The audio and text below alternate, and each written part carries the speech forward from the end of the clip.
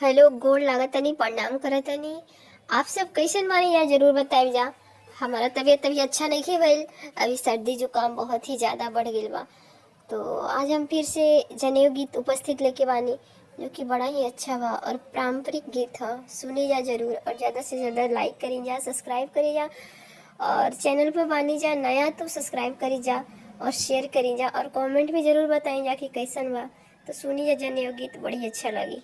और हाँ, आवाज़ में थोड़ा परिवर्तन लगी तो माफ़ी चाहता नहीं, क्योंकि जुकाम बहुत ज़्यादा भइल बा। तो सॉरी उसके लिए, आवाज़ में कोई दिक्कत लगेगा तो। सोनानी की काजरावटा एक जरनी गहुलाना। सोनानी के काजरावटा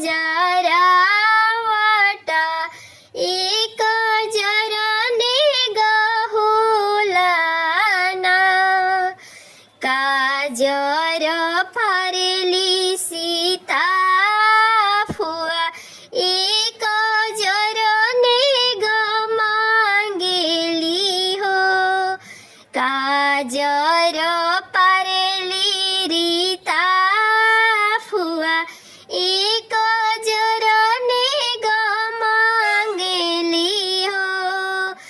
घर में से निकलली कवन भाभी एक जरने गा कैसन हो। घर में से निकलली रीतिया भाभी एक जरने गा कैसन हो। दुआरा से आइले रीते सापया एक जरने गा हम देबो हो। दुआरा से आइले रीते सा भैया एक जरने गा हम देबो हो। सोनानी के काजरावटा एक जरने गहुलानु हो। सोनानी के काजरावटा एक जरने गहुलानु हो। काजर परली अपन बहिनी एक जरने ग मांगेली हो। काजर परली खुशबू बहनी एक जरने ग मांगेली हो। घर में से निकलली कवन भाभी का जरने गा कैसन हो। घर में से निकलली कवन भाभी एक जरने गा कैसन हो। दुआरा से आइले नीति सा भैया एक जरने गा हम देबो हो।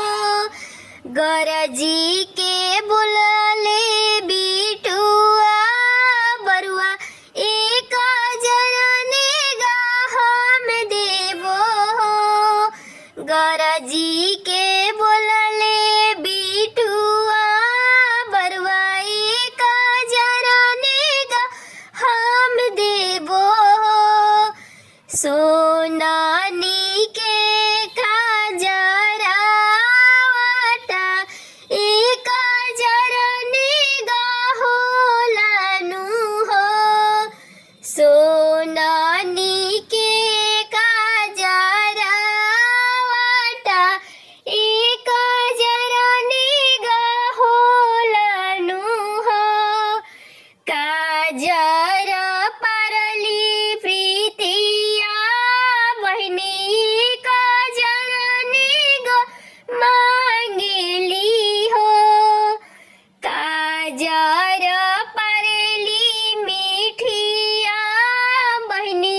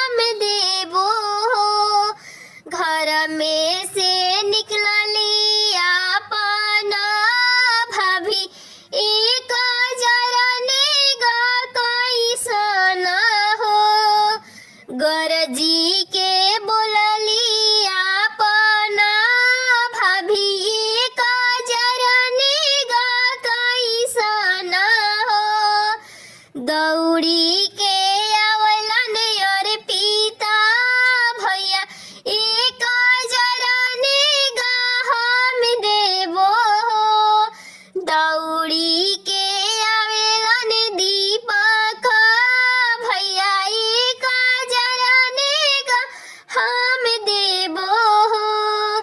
चौका से बोललन बिटुआ बरुआए को जरने गो हम देबो हो।